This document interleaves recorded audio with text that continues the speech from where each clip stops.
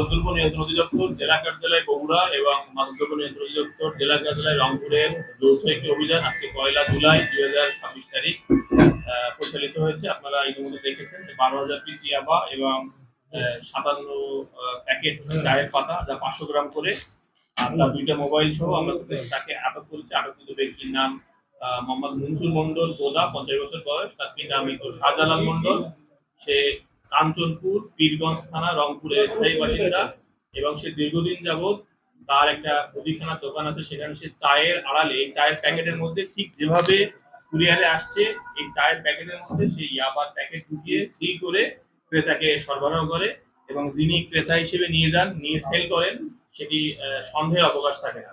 তো আমরা এটা নিয়ে গোপনে অনুসন্ধান করি এবং যাচাই বাছাই করে আমরা আজকে জানতে পেরেছিলাম যে এসি পরিবহনে তার এই আলামতটি আসবে। সেই হিসাবে আমরা ছদ্মবেশে, দেখছেন যে আমরা বিভিন্ন সিভিলে পোশাকে আসি, ছদ্মবেশে ওই এলাকায় অবস্থান করি সিভিলে।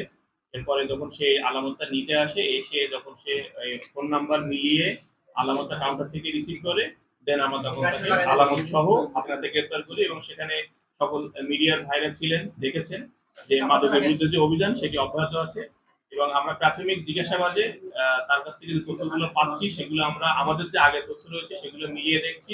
দেখে পরবর্তীতে এই মাদকের সাথে চালানের সাথে কে বা কারা প্রেরণ করলো এবং সে কাদেরকে বিতরণ করতো বা সেল করতো বা এর পিছনে আরো কেউ জড়িত আছে কিনা সেটা আমরা আইনের ব্যবস্থা নিয়ে আসবো এবং ইতিমধ্যে তার বিরুদ্ধে মামলা দায়েরের কার্যক্রম চলমান রয়েছে।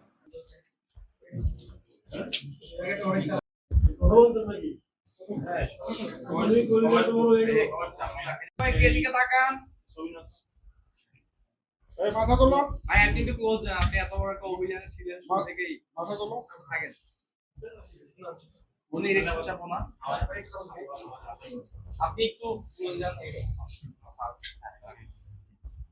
মনসুর ভাই এদিকে তাকান, হাসি দেন।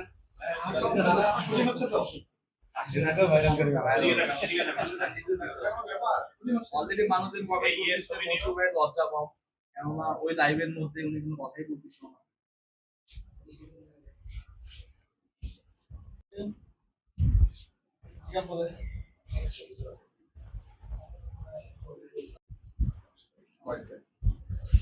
আচ্ছা ভাইয়া, এই ইনফরমেশনটা কি মানে পাওয়া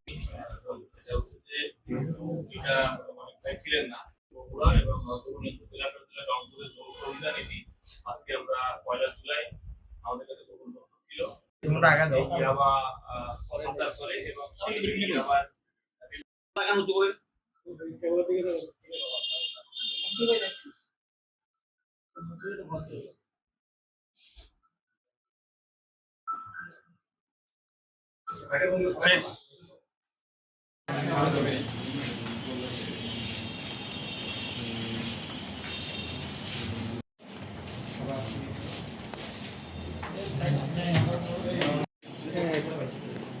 দুই তিন চার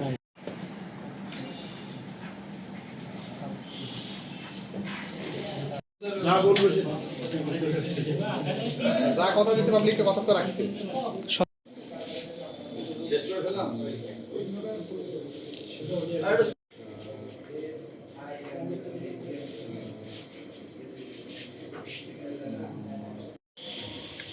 রংপুর সদরের এলাকার মধ্যে পরিচালিত হয়েছে আজকে ১ জুলাই ২০২৬ পরিচালিত অভিযানে আপনারা ইতিমধ্যে দেখেছেন যে আমরা ১২,০০০ পিস ইয়াবা সহ জনাব মনসুর মন্ডল, ৫০ বছর বয়স, তার পিতা মোহাম্মদ জালাল মন্ডল, মৃত, কাঞ্চনপুর পীরগঞ্জ থানার জেলা রংপুর, তাকে আমরা ১২,০০০ পিস ইয়াবা সহ আটক করেছি এবং আমাদের কাছে গোপন তথ্য ছিল সে দীর্ঘদিন যাবৎ এই চায়ের পাতার আড়ালে অর্থাৎ চায়ের প্যাকেটের মধ্যে করে ইয়াবা বিভিন্ন জায়গায় সরবরাহ করে এবং সে চায়ের পাতার মাধ্যমে ইয়াবা সংগ্রহ করে। তো সেই হিসেবে আমরা তাদের বিরুদ্ধে তার বিষয়ে গোপনে অনুসন্ধান করি এবং আজকে আমরা জানতে পারি যে রংপুরের যে কুরিয়ার সার্ভিস রয়েছে একটি প্রতিষ্ঠান, সেই প্রতিষ্ঠানে তার একটি মাদকের চালান এসেছে। সেই মোতাবেক আমরা সেখানে ছদ্মবেশে গোপনে অবস্থান করি। আপনারা দেখছেন যে আমরা বিভিন্ন ধরনের সিভিলে রয়েছি, আমরা সিভিলে অভিযান পরিচালনা করেছি এবং আমাদের ইউনিফর্মধারীও ছিল পাশাপাশি। তো আমরা তাকে হাতে নাতে ১২,০০০ পিস ইয়াবা একটি বস্তার মধ্যে ৫৭ প্যাকেট, এই চায়ের প্যাকেটের মধ্যে এই 12,000 পিস ইয়াবাসহ তাকে হাতে নাতে গ্রেপ্তার করেছি। এবং আমাদের তথ্য মতে সে পীরগঞ্জ এলাকায় একজন পাইকারি মাদক বিক্রেতা এবং তার বিরুদ্ধে অভিযোগ রয়েছে আমাদের আগেও। সেটি যাচাই বাছাই করে আজকে এই ব্যবস্থা নেওয়া হয়েছে। মাদকের বিরুদ্ধে সরকারের যে জিরো টলারেন্স বা সরকারের যে মানে কঠোর অবস্থান মাননীয় প্রধানমন্ত্রী ঘোষণা করেছেন, সে বিষয়ে মাদকদ্রব্য নিয়ন্ত্রণ অধিদপ্তর নোডাল এজেন্সি হিসেবে দায়িত্ব পালন করছে।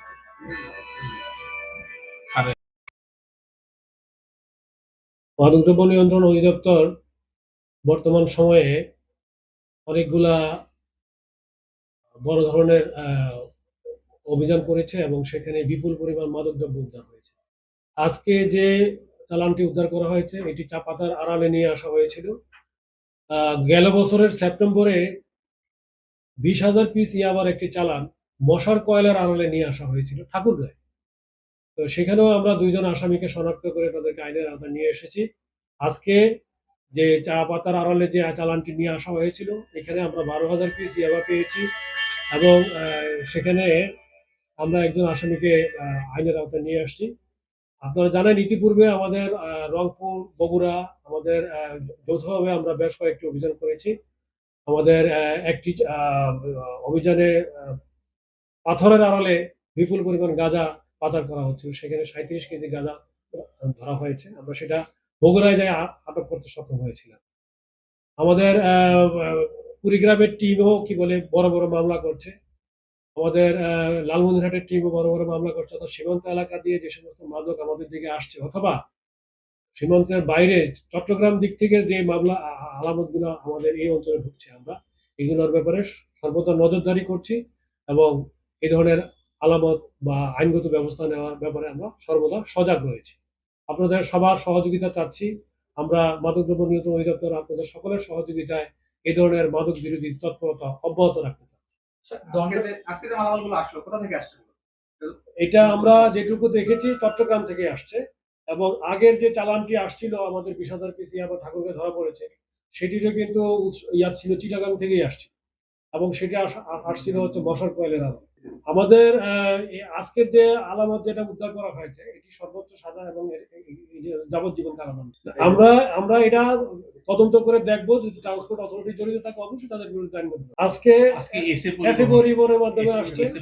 গত বছরও যেটা আসছিল, যেটা ঠাকুরগাঁয়ে ধরা পড়েছিল সেটা এসে পরিবহনের মাধ্যমে আসছিল। কিন্তু আমরা যেটা করেছি ইনভেস্টিগেশনের পর্যায়ে দেখেছি যে কে রিসিভ করতে আসছিল বা ইতিপূর্বে একই ব্যক্তি এই পরিবহন থেকে বিভিন্ন মালামাল গ্রহণ করেছে কিনা। আমরা ভিডিও ফুটেজ, তার কল রেকর্ড সব কিছু যাচাই বাছাই করে চালান যাচাই করে তারপরে আমরা শনাক্ত করেছিলাম যে 2 জনকে তাদেরকে আইনের আওতায় নিয়ে আসছে। আজকে এই মামলার ক্ষেত্রে আমরা সেগুলো দেখি।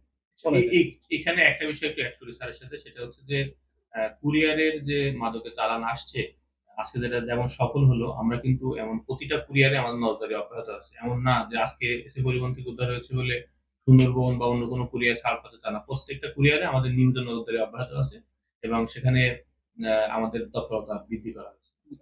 আচ্ছা, ও স্যারের সাথে এড করি। আপনারা ওই যে জেনে থাকবেন যে আমরা এজিআর কুরিয়ার এন্ড পার্সেল সার্ভিসে এই বছরের আপনার হচ্ছে জানুয়ারিতে 120 বোতল রেডি অভিযান পরিচালনার পাশাপাশি আমরা চাহিদা হ্রাস করার জন্য আমরা সচেতনতামূলক কার্যক্রম আমরা বিভিন্ন সেক্টরে পরিচালনা করছি। আমাদের বিভিন্ন শিক্ষা প্রতিষ্ঠানে আমাদের সচেতনতামূলক কার্যক্রম অব্যাহত আছে। আমরা কমিটি আছে বিভিন্ন শিক্ষা প্রতিষ্ঠানে। আমরা বিভিন্ন শিক্ষা প্রতিষ্ঠানগুলোকে নিয়ে বিতর্ক প্রতিযোগিতার আয়োজন করি। শিক্ষার্থীদের নিয়ে আমরা বিভিন্ন খেলাধুলার আয়োজন করি। আমরা বিভিন্ন শিক্ষা উপকরণ বিভিন্ন শিক্ষা প্রতিষ্ঠানে দিচ্ছি। অর্থাৎ আমরা চাচ্ছি যে এরা শুরুতেই যেন সচেতন হয়ে যায় মাদকের।